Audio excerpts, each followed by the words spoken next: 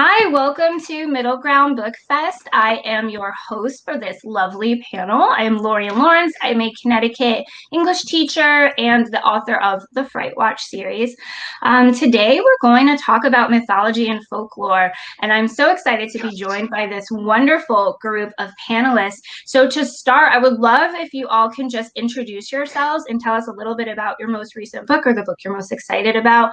We're going to kind of go around to what looks like my right, which would start with Josh. So I'm going to throw it to you first. Hi, everybody. My name is Josh Allen. I'm the author of two books, Out to Get You, 13 Tales of Weirdness and Woe. And my most recent book, which will come out on August 31st, is Only If You Dare, 13 Stories of Darkness and Doom. These books are illustrated by Sarah J. Coleman. She does these fantastically creepy illustrations. I'll show you one. Here's a story about a really creepy doll. Oh, that's fantastic. There she is waiting in the refrigerator to torment you. Cool thing about my books is they glow in the dark. So the covers all glow in the dark. That was some brilliant idea by somebody at my publisher, Holiday House. I'm also an English professor. I have 4 kids. I love Star Wars. I love comic books. I love every story I can get my hand on. And I'm just really happy to be here. So thanks for having me. Thanks for being here. Christian? Good morning, or whatever time it is where you are. My name is Christian McKay Heidicker. I am the author of the Newbery Honor-winning Scary Stories for Young Foxes. And my newest book is The Ghosts of Weirdwood, which is a sequel to The Thieves of Weirdwood. And in it, the baddies, who are named Rustmouth, Silvertongue, and The Astonishment, are selling tickets to a zoo full of what look like ghosts, like this one right here.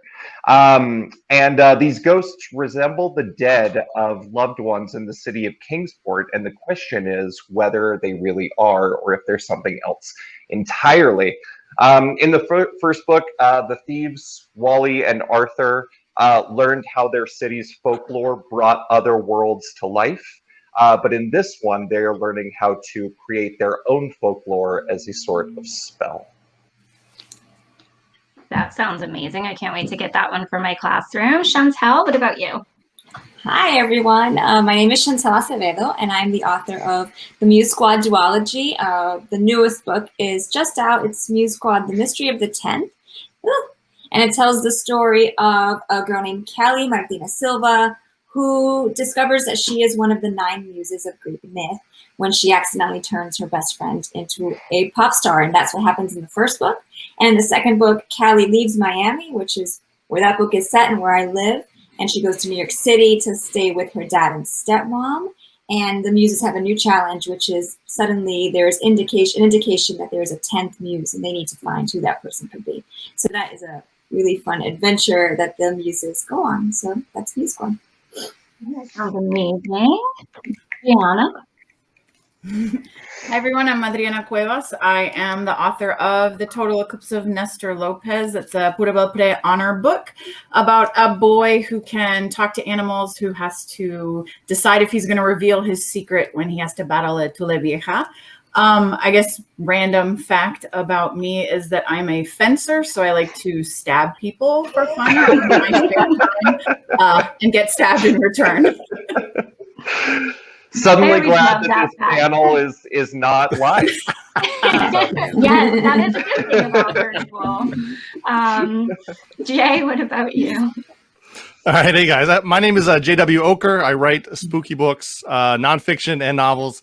My latest is The Smash Man of Dread End, which is about a basement monster who lives in the basement of every kid on one single street and what they have to do to kind of get him out of their basements, I guess.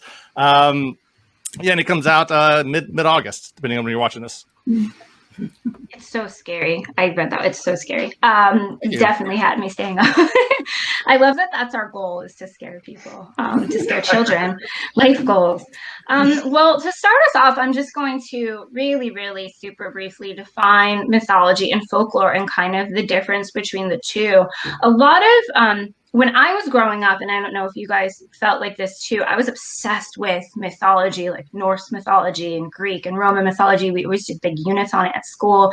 And I loved having these kind of like silly, adventurous stories help to explain everyday things. And that's essentially what mythology is. So if you think about why do we have lightning?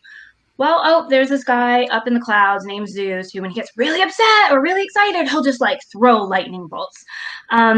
So mythology is used to help us explain kind of phenomenon, everyday things, sometimes social, sometimes natural. And then folklore are these verbal stories that are passed down through generations. A lot of times they have a very specific cultural tie or are linked to a specific community. So folklore in New England is super different to folklore in Texas, to folklore in New Mexico or San Francisco, etc.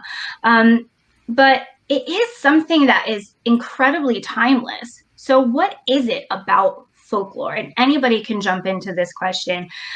What is it about folklore and mythology that draws us in and keeps us coming back? Why are there movies made of it? Why do we keep writing about it? Because it's a huge influence for me. It always has been.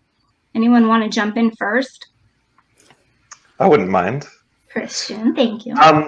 So, I think that scientific explanations for things are really satisfying for our minds, but mythology and folklore feel really satisfying for our hearts.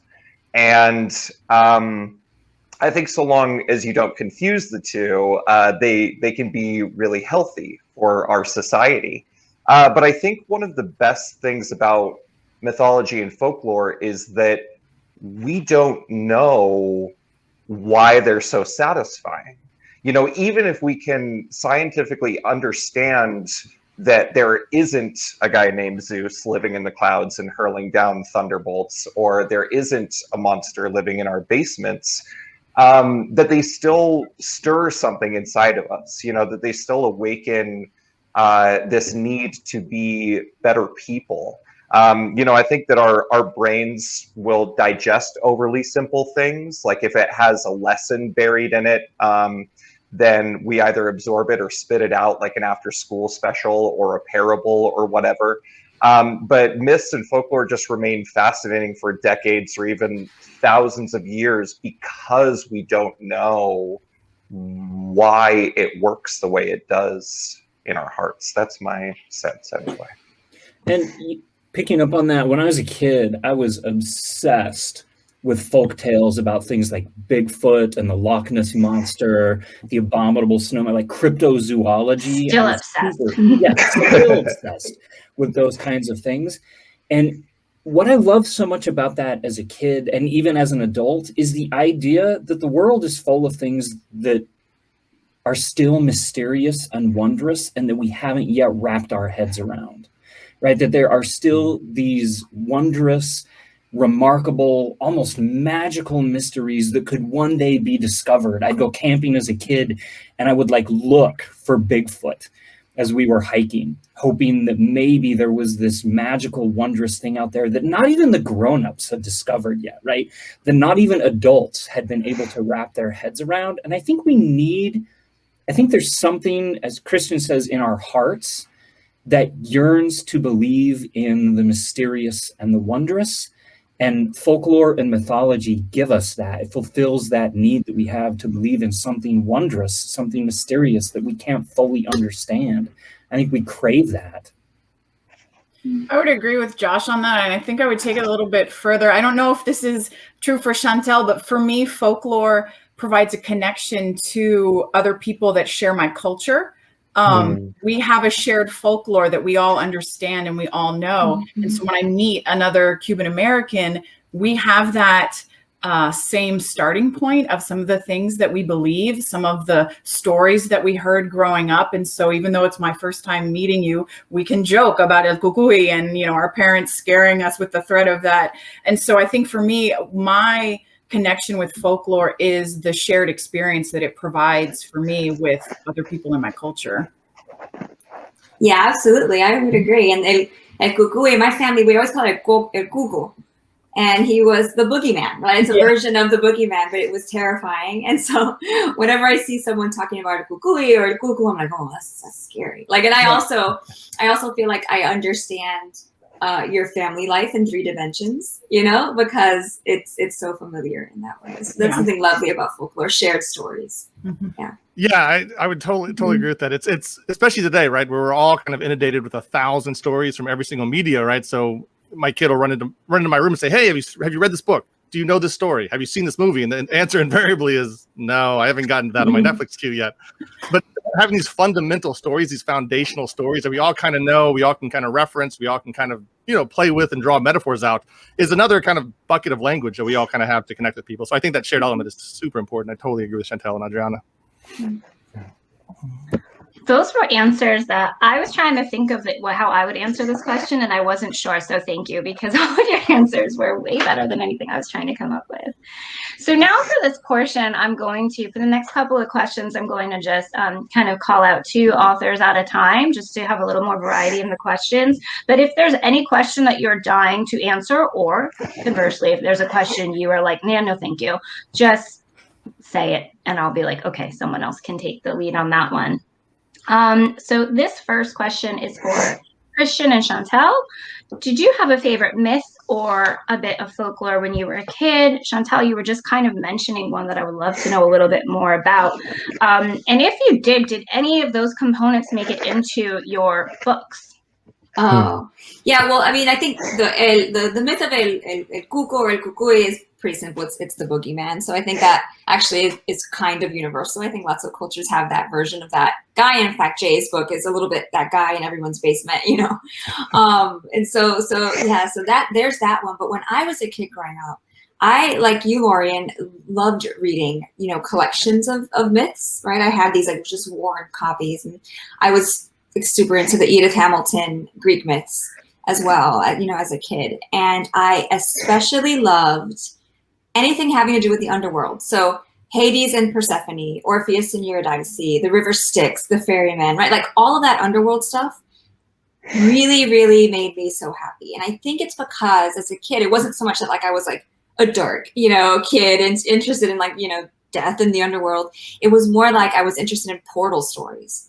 So at the same time, I loved, you know, Narnia and those kind of things. Anything that could, that suggested to me that if I opened this door, right, or crawled under this bed, I would be transported to some other place. And I think when you look at Greek myths specifically, the great portal stories of Greek myth are about the underworld.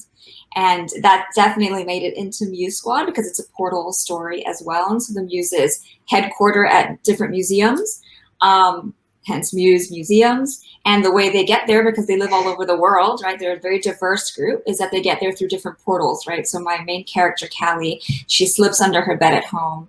And when she wakes up, she's at the V&A in London, and she's under the Great Bed of Ware, which is this 16th century enormous bed that would sleep 20 people. And it's on exhibit at this museum. And so I had a great deal of fun doing that, but also something that no one else, I've not heard anyone mention it to me, but there's a ferryman character in Muse Squad.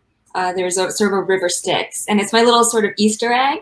And I'm waiting for someone to be like, oh my God, it's her, and she's guarding the portal to the underworld. So all the kids watching this now are gonna go like read. Who is it? And find it. What about you, Christian? First of all, Chantel, you just blew my mind with that Muse Museums thing. I love little discoveries like that. Yeah. So thank you.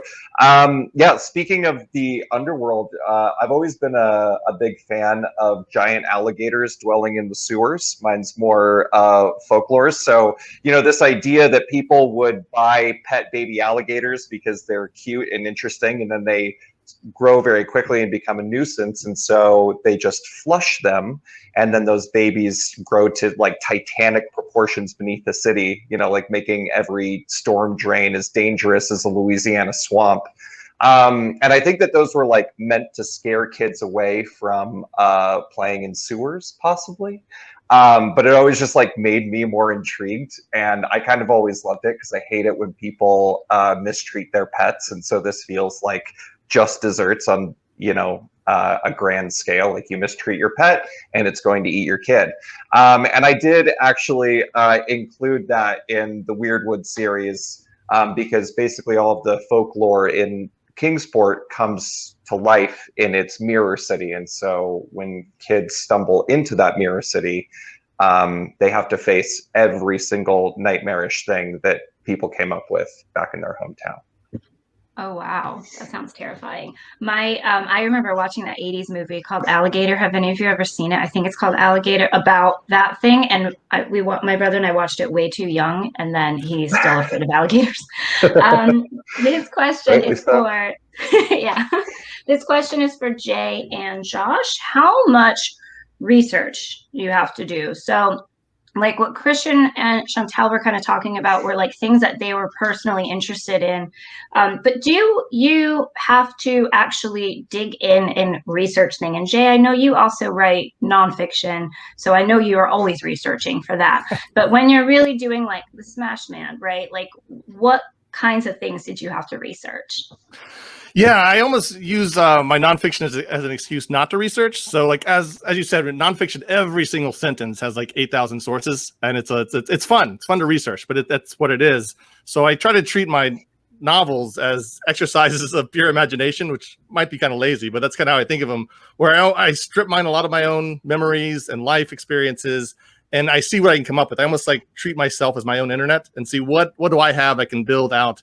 And of course, though, what you end up building out, there's things you need to like research to make it more realistic, to make it work. But really, I try to use imagination as much as I can before I start digging into other ideas, because I just want it to be something that only I could have done. But I mean, it never turns out that way. But I want to at least fool myself into thinking I can. That makes sense. What about you, Josh? Research for me it's a tough thing, because what counts as research, right? So I feel like as a writer, I'm obsessed with stories, and I read a lot of stories, and I think about a lot of stories, and I feel like all of that should count as research, right? I mean, we tend to think of research as, when you're pouring through like nonfiction or encyclopedias. But one of the stories in my first book is a conscious retelling of, there's this classic short story by Nathaniel Hawthorne called Young Goodman Brown, where a Puritan guy goes on a walk with the devil one night. And as I was reading that story once in preparation to teach it in one of my classes, I'm a college professor, I thought, wouldn't it be cool if there was a middle school version of that story, like a middle school retelling of Young Goodman Brown? So I wrote one. This is the devil.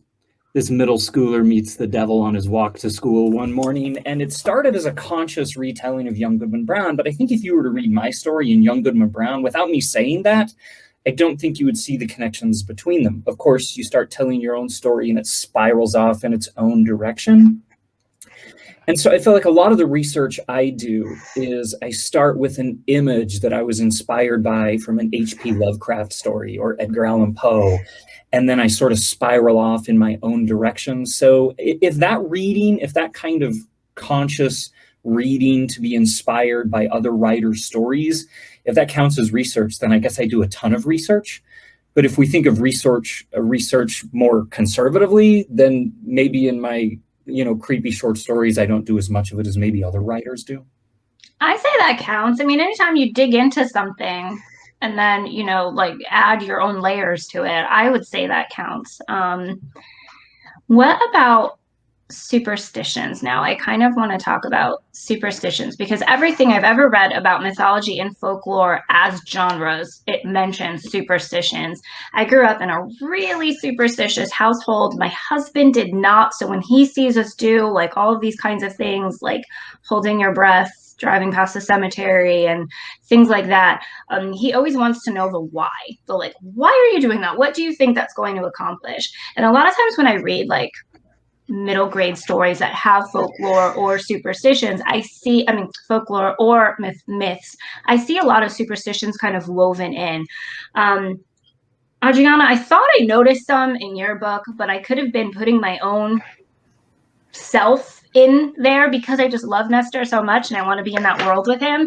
Except when things get really scary, then I want to be out and just eat his grandma's food. But did superstitions play any kind of role in Nestor? Oh, they had to. If you're writing about Cuban American characters, you are going to have superstitions. We're very superstitious people. If you leave your purse on the floor, it means you're going to be poor. If you want to travel in the new year, you have to take a suitcase on New Year's Eve and walk around your block and confuse your neighbors to no end. It's always fun. And so, yeah, growing up, I was surrounded by all these superstitions. So then when I married my Blanquito husband, I confused him to no end by like my absolute certainty that if I went outside with wet hair, I was going to die, because that is what I was told growing up.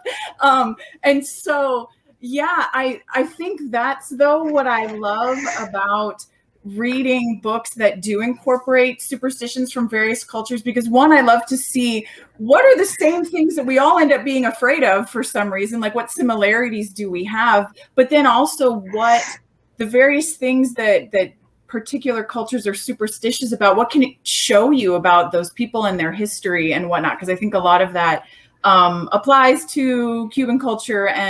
But yeah, no, there was no way I was going to be able to keep from including superstitions if I was going to be writing about my Cuban characters. They go hand in hand. Do you have a favorite one that you've included? Or Chantel, you can answer this as well if you have any in your books. I know that in Cube in My Pocket, before the main character Kumba gets sent to the US, he's having this big like going away dinner with his family, and his aunt sits down with him and just gives him this like laundry list of things that he has to do. Like when he puts his shoes on the ground, he has to cross them in an X to keep bad luck away. And she asks if he's taking his asaveche with him, which is like this little like pin that babies wear to keep the evil eye away. And so, yeah, I pretty much just used her to like verbally barf up all the Cuban superstitions I could. I love that we've entered the Cuban portion of the panel. So it's feeling very, dale around here. But I don't think any superstitions made it into Muse Squad. Though in other works, other things I've written, they have for sure. But I also grew up. My grandmother lived with us, and so just like a highly superstitious household. So I'll just share my favorite one. My favorite one, and the one that probably caused the most trauma when I was a kid, was if you left a rocking chair rocking, like if you got up off a rocking chair and it kept rocking, the youngest person in the family was doomed. Like they would die, right? And so of course I had a house full of rocking chairs because this is where my grandparents like to sit and, rock themselves. And every time, my grandmother was good about, the thing not moving, but my grandfather wasn't. And I would have like just instant like visualizations of my youngest cousin, dying some horrific way because of the rocking chair. So to this day, whenever I drive past a Cracker Barrel, and you know how Cracker Barrels, the front porch, that's traumatic. It's like 50 rocking chairs, and it's a windy day, and all of them are doing this. It's a horror movie like in my head immediately. So stop the rocking chairs, people. It's not. That's amazing. I would love you to just write like a scary book about rocking chairs. Actually, anybody else have I love hearing about superstitions. I could listen to this all day. Does anyone else put them, like Jay or Josh or Christian? Did any of you put any superstitions in your books, or is that kind of like not what made it in?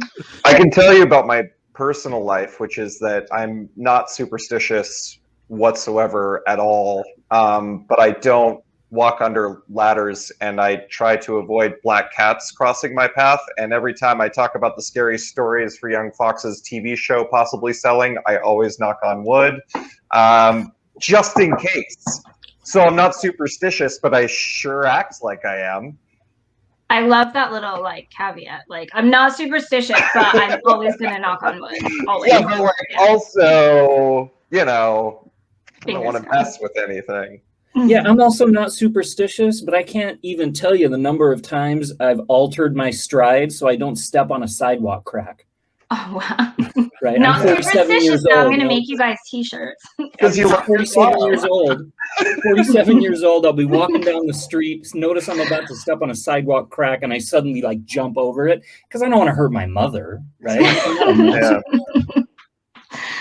You're also nice. Chantel doesn't want to hurt her little cousin with the rocking chairs. Josh doesn't want to hurt his mom. Jay, any superstitions? I know you write about like cursed objects and things, but do you believe in any of that?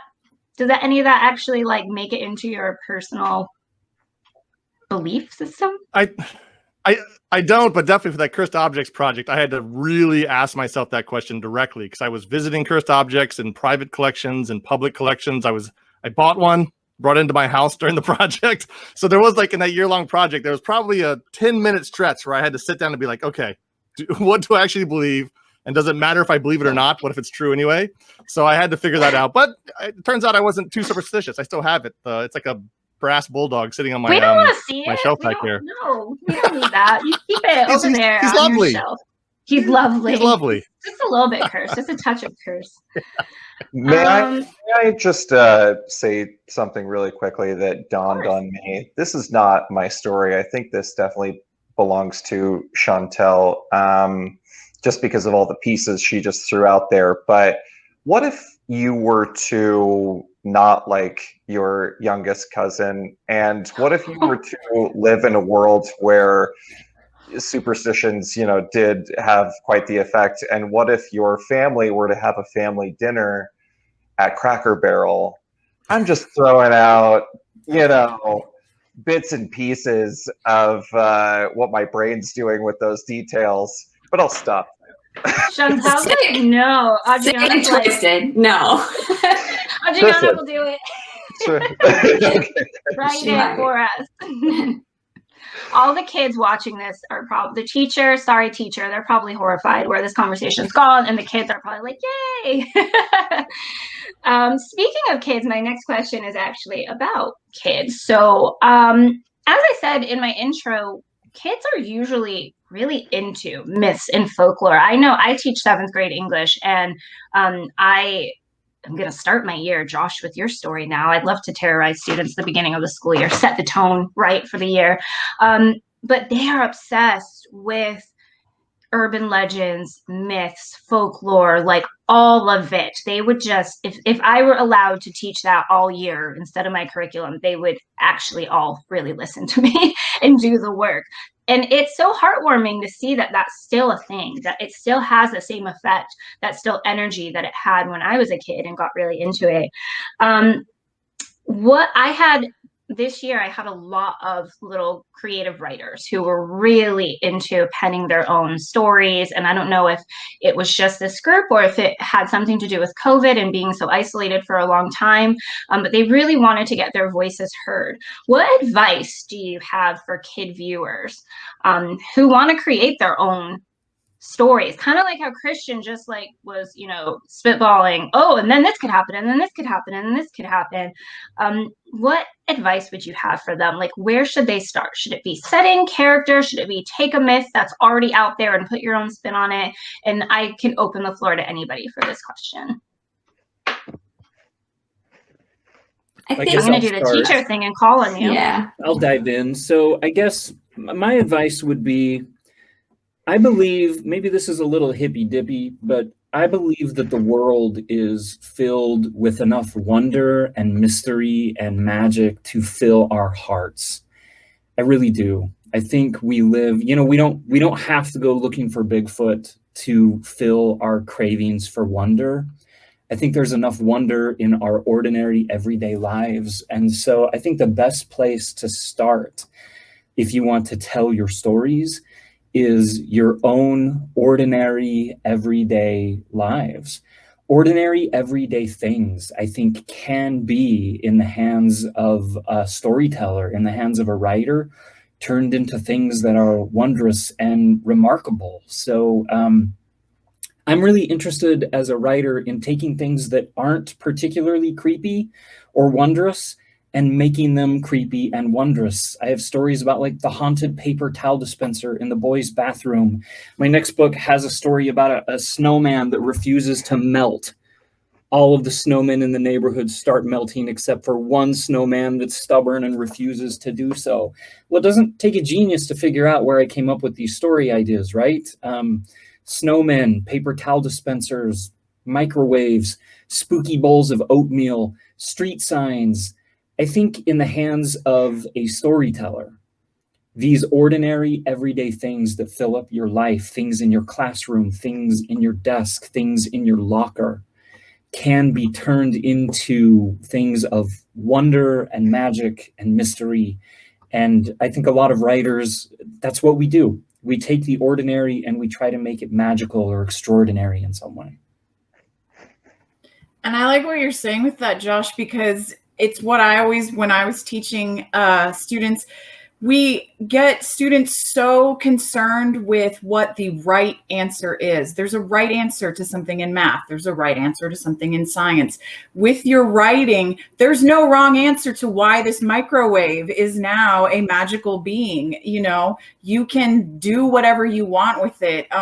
In Nestor Lopez, I took the Tule Vieja myth that's from Costa Rica where I lived, and I had to change it to suit my own purposes for the book. So there was really no wrong answer for what I chose to do with that being, because I was telling my own story. And so I like what, Josh, what you're encouraging students to do, because it's, you can just be free with your mind and tell the story that you want to tell and create the things that you want to create, because in the end, there is no wrong answer. Whatever story that you come up with is the right answer. So I think we need to encourage a little more creativity in that end.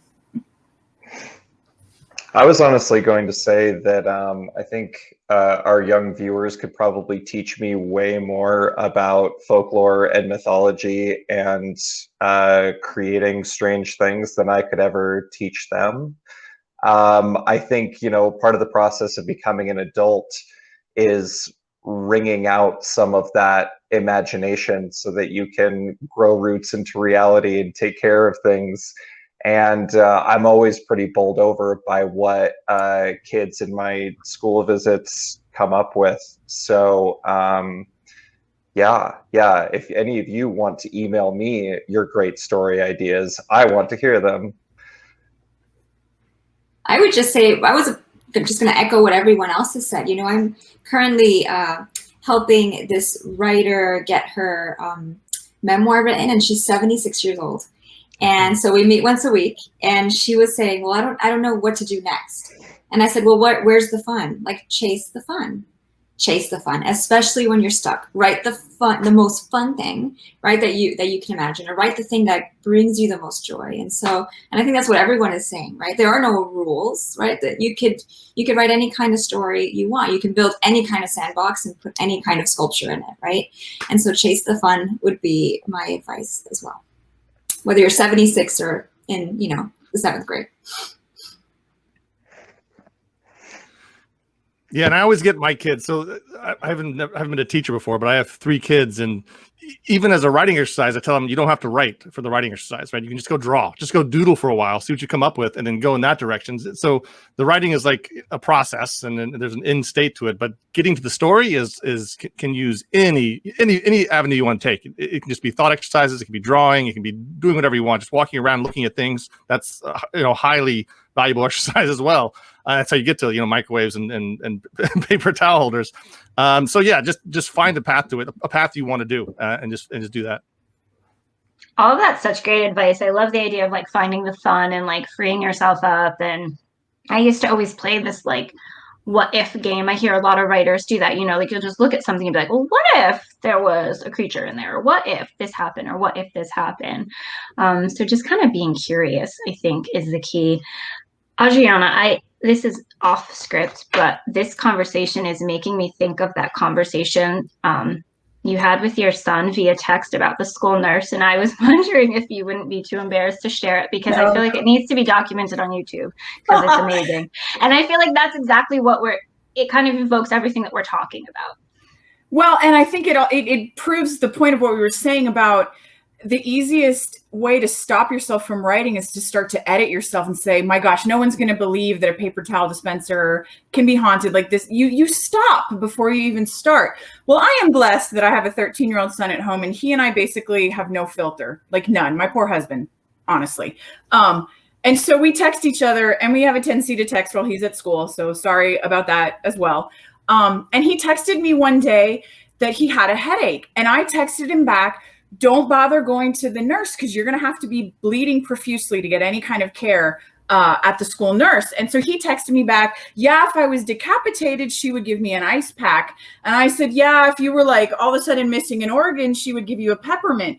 And our text conversation just kind of like devolved from there to this story about this devious school nurse who was stealing organs and burying bodies under the football field, and the football team couldn't figure out why the field was now like wavy.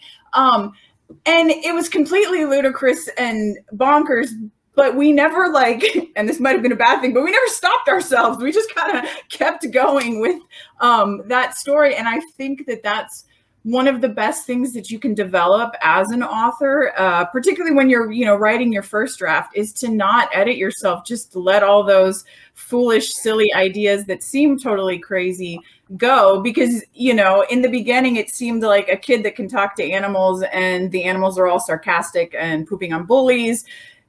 Seems kind of foolish at first, but you have to finish it and see where it goes, because it might end up somewhere not so bad. It's also entirely possible, if I may, that this school nurse really despises the sound of rocking chairs, and people who Christian really wants that rocking chair. Freaking. So, it's mysterious at first, but she might be the culprit. I don't know. Yeah. No.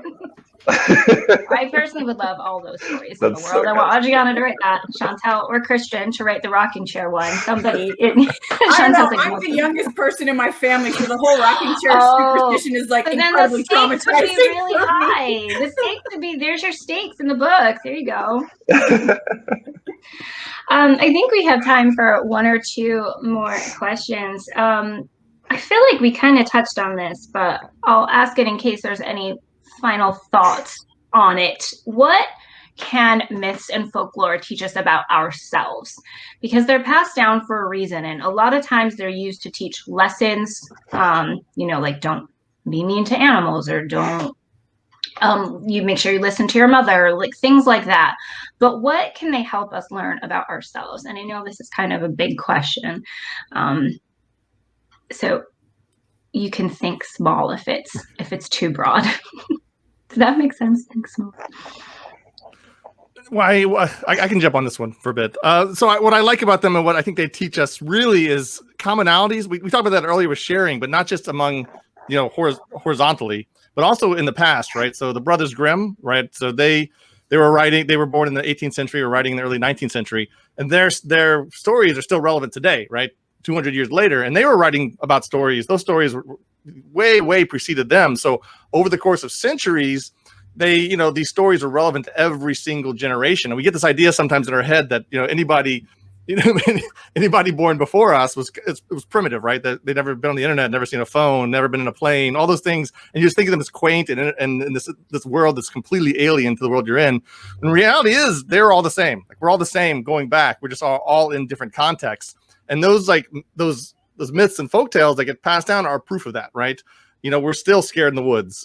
We're still, we have all these commonalities about these stories, and it really, again, broadens our mind to thinking of us as a whole, as opposed to I'm this person in this place with these people, and that's it. So I like that kind of like perspective broadening that it brings. I think a different perspective, and it was something that I explored in the most recent Muse Squad book, is that sometimes you read a myth and it challenges you to think about issues of justice a little bit differently, right? So a lot of Greek myths are about people dishonoring the gods, and the gods will turn you into something terrible, right? Like a spider or a tree or something. And I think as modern readers, we read these and we go, well, that's not quite fair, is it? And so I think they offer us as modern readers a way to challenge authority, that in a way that is sort of safe, especially when you're young, right? and you're starting to figure out like what's the difference between right and wrong, and what are the gray areas, and where can I push. And I think especially with the Greek myths, because the Greek gods are not they're not perfect, you know, like they're very flawed individuals as well. So I think in reading them, you can sometimes feel a little bit like injustice has happened here, right? Zeus, you are wrong. And that's, I think, an interesting way to approach myths as well. Yeah, building off of that and bridging to more modern mythology, I think that when we imagine ourselves as gods and having godlike powers, it makes us really examine what we are responsible for. You know, I know a lot of people find Superman incredibly boring, and I don't blame them. But I think that if you look at yourself as a sort of, you know, immortal figure in one part of your life, maybe when it comes to how you treat pets, when it comes to how you treat other kids at school or whatever, what do you do with that power? You know, are you like a loyal Boy Scout like Superman, or do you abuse it like Zeus did? And so I think looking to these figures, not as just mere entertainment, but as parts of ourselves, and examining how we move through the world with the things that we do have control over, it can be a really powerful way to make changes, not only internally, but also socially, which we obviously need so much more of. Yeah, I think picking up on Christian's comment, I mean, obviously, I don't know if you can see because of my giant head in the way, but obviously I am obsessed with modern mythology as well. Here we have Yoda on my wall in my office at a university. Here's Superman on my wall at an office in a university. So what Christian's saying, I think about modern mythology and ancient mythology as well. They function as a way for us to pass on our cultural values, right? Philosophical questions like, is violence a viable path to problem solving? What is my role with the responsibilities and powers that I've been given? I think these are really important questions that mythology asks and plays with and puts on the table for us to tinker with and examine. And I think a life thoughtfully lived is informed by these kinds of mythologies, or at least the questions that these mythologies ask us. I never really thought about comic book characters or Star Wars as like modern day mythology. That's really interesting. I feel like that just opened up my whole mindset about kind of what we're talking about. I think we are about at that time. So if you can hold up your books again so the kids at home can see the beautiful covers, there is going to be links everywhere to purchase these books. So if you enjoyed hearing about them, which I know you did, then there'll be an easy place for you, your teachers, your parents to easily buy. And we thank you all, viewers at home, for your time. I personally want to thank these amazing panelists. I'm so excited for books to come about rocking chairs and school nurses and all of that. Thank you. Bye, everyone. Thank you for an amazing conversation, everybody. Thank you, Lorien. Thank you, Bye, everybody. everyone. Bye, guys. Thank you.